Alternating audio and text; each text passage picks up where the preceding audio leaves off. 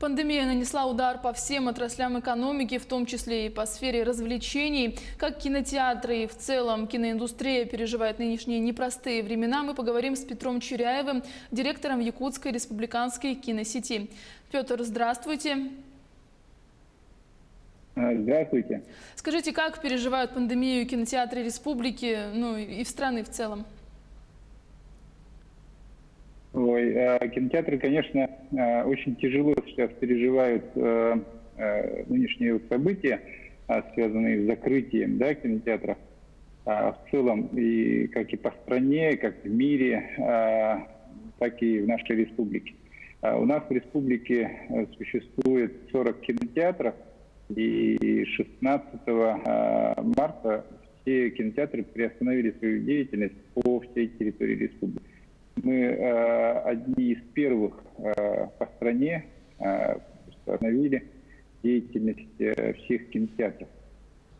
Конечно, понимая то, что в нашей республике кино – это одно из очень популярных областей в культуре, да, и что в основном молодежь очень часто посещает кино, и мы, понимая всю ситуацию, всю серьезную ситуацию, просто решили одни из первых остановить нашу деятельность. Конечно, это очень болезненно ощущается на жизнедеятельности всех наших кинотеатров. А есть уже понимание, сколько из этих кинотеатров могут закрыться навсегда и от чего это зависит? В первую очередь это все зависит от формы собственности, наверное. У нас в республике сложилось так, что кинотеатры имеют несколько видов форм собственности, да? Есть и полностью коммерческие кинотеатры, есть государственные, есть муниципальные, также имеются государственные частные формы собственности. И хотя все практически кинотеатры, которые существуют, зависят, то есть их же деятельность зависела от продажи билетов, от тех доходов, которые и сопутствующих доходов, которые зарабатывались в кинотеатре, да.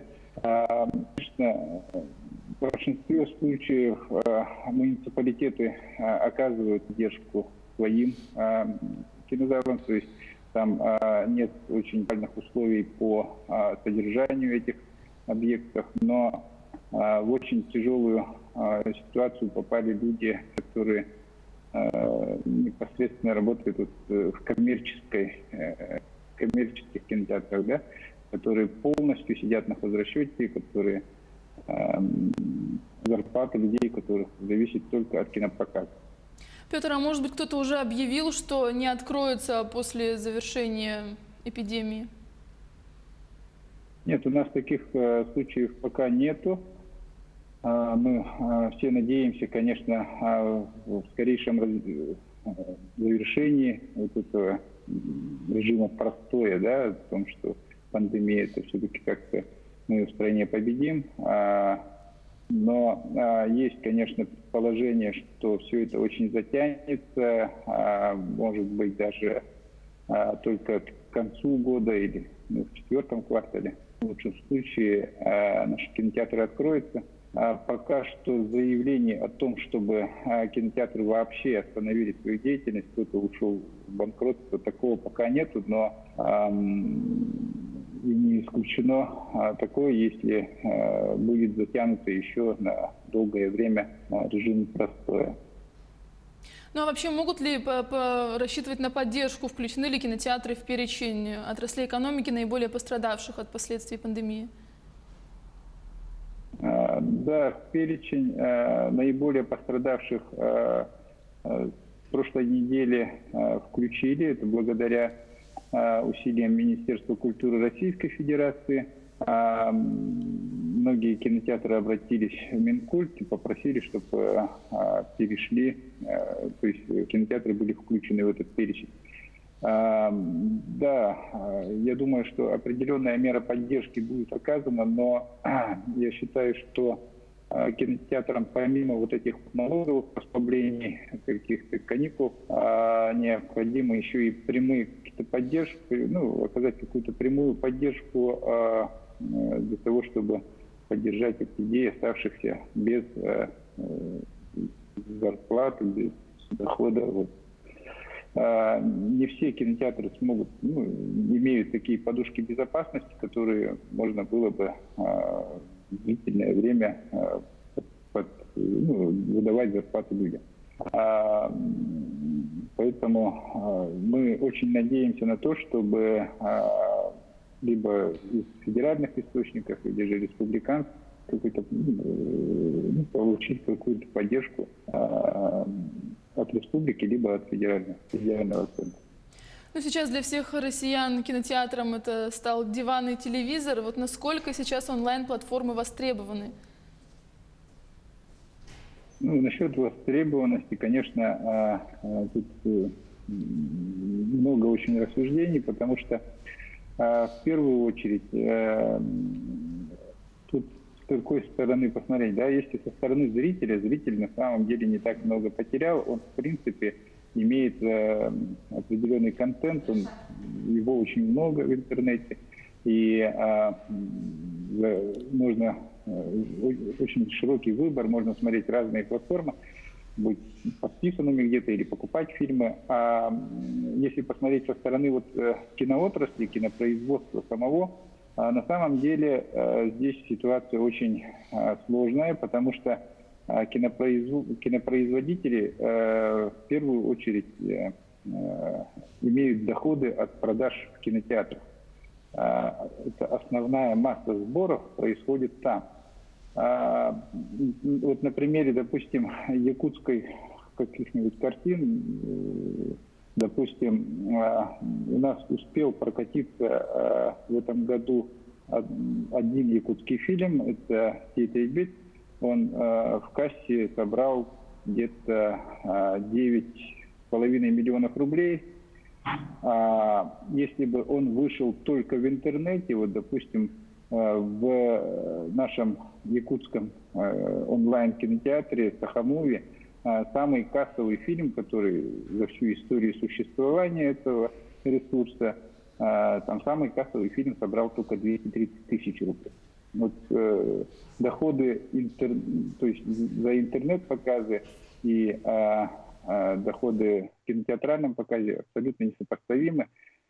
Поэтому производители фильмов не готовы отдавать свое кино в интернет. Это в первую очередь связано с тем, что у нас очень сильно развито все-таки пиратство, нужно с этим что-то делать. Потому что как только в интернет выходит какой-либо фильм на любой площадке, он тут же рискует уйти в какое-то доступное, тот же YouTube, допустим.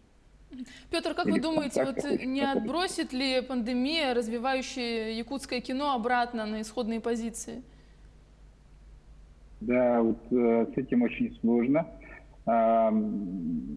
Мы сейчас в этом году вообще планировали показать порядка 8 картин. Это у нас и военные фильмы, связанные с юбилеем Победы, да, это «Чарин», это «Сердце солдата». Эти фильмы сейчас уже ушли на полочку, я не знаю, только, скорее всего, когда восстановится деятельность кинотеатров, они смогут выйти в прокат. Совсем недавно планировался старт фильма «Биберикен 2», это детский фильм. Конечно же, очень большие были планы у нашего Тагындархана, который должен был прокатиться не только в республике, но и по стране, и, возможно, где-то в мире. Помимо этого были еще несколько фильмов крупных. Это «Иче», это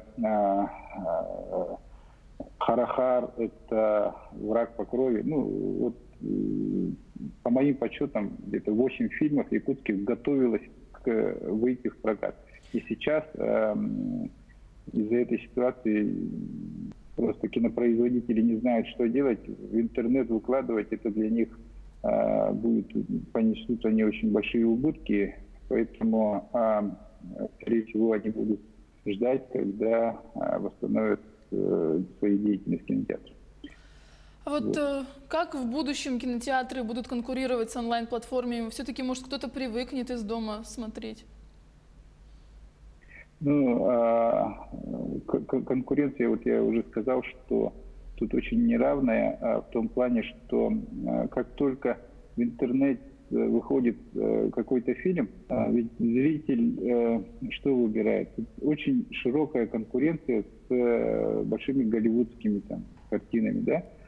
Вот те же большущие киноплатформы, как Netflix или Apple TV, да, они сами производят свой контент, и они сами же его показывают. Они в основном зарабатывают на рекламе и так далее. У них очень много всяких вариаций заработка, да. А вот те фильмы, которые производятся независимыми студиями, им очень трудно попасть на эти площадки. Если они попадают, то они их приобретают за очень низкую стоимость. Поэтому я не думаю, что в ближайшее время новое кино будет выходить все время вот на каких-то платформах таких. Это очень сложно себе представить. Но что касается зрителя, зритель, конечно, будет в любом случае воспринимать какой-нибудь контент, который будет выходить, ну, который будет ему наиболее доступен. Если вот со стороны республики посмотреть наши фильмы, если будут выходить в интернете, то они будут уже конкурировать с голливудским кино. Тут, конечно же, когда зритель сидит на диване, он будет выбирать, наверное, все-таки какой-то, ну, к примеру, там «Аватар 2» выйдет, и выйдет наш какой-нибудь Чарин, да, какой фильм купит при этом зритель. И здесь с региональным российским кино, конечно, конкуренция будет очень, очень сложной. Ну, Вот. будем надеяться, что якутское кино пройдет проверку в связи с этой пандемией. Петр, спасибо большое за беседу. Спасибо вам. Я напомню, мы говорили о влиянии пандемии на киноиндустрию. Это было актуальное интервью. Не переключайтесь.